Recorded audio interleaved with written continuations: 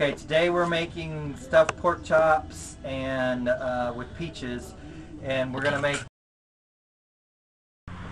Okay, first we're gonna make the seasoning part to go on our stuffed pork chops. These directions wrong, but they're going to be on the website, and you can look them up.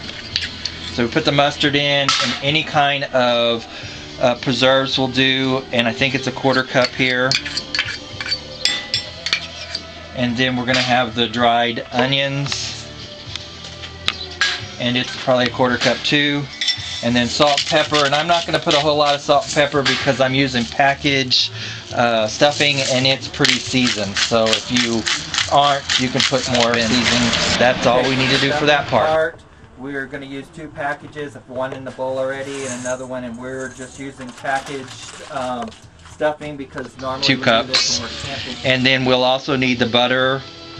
And it's like 22 degrees outside, so we're trying to warm this butter up a little bit over there by the fire. Oh, it worked. And we're just gonna mix that all up. And okay, we're gonna take our Dutch oven. We're having to use, this is actually a bean pot, but whatever, you can use the ones with the legs or any size will work, whatever you have. And we're going to start with the peaches. It's a whole can of peaches. You just pour them on the bottom. About half of this stuffing, so we're just going to put, and just put it in there. We're going to take a little bit of our season that we made earlier and kind of mix it on top. Just make it all over it, make it taste good. Get it all spread out. Make another layer in there. Put the rest of the pork chops. And the rest of our seasoning. This is just, it doesn't matter if it looks like you have a whole bunch, it's fine. It'll just kind of melt off and help season the whole pot.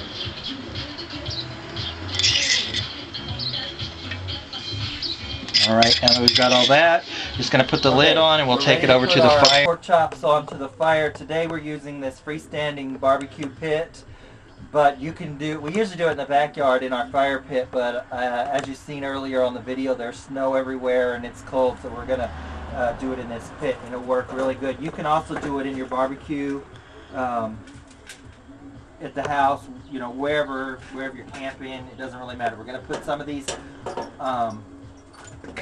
coals on the bottom, and normally I use the chart and, you know, place the exact amount, but it's cold, so I think it's going to take more, so I'm just going to put some. I've got some that are not started on the bottom, so they'll keep going to add some extra heat. Then we're going to just place this right on top of it, make sure it's secure. A little bit harder to place your coals on the top because it doesn't have the rim, but you can do it. Just add some top heat to it. And of course they all fall off. Some people, but I think you can control it better with We're going to let the this top cook for heat. about an hour and a half. In the summer it usually takes about an hour, but today, because it's so cold, it'll probably take a little bit longer, so we'll come back in about an hour and a half, check on it, use the thermometer to make sure we've got the right internal temperature. Okay, it's been about an hour, and as you can see, we're really cooking here. I might even check it in just a second. Oh yeah. Our thermometer.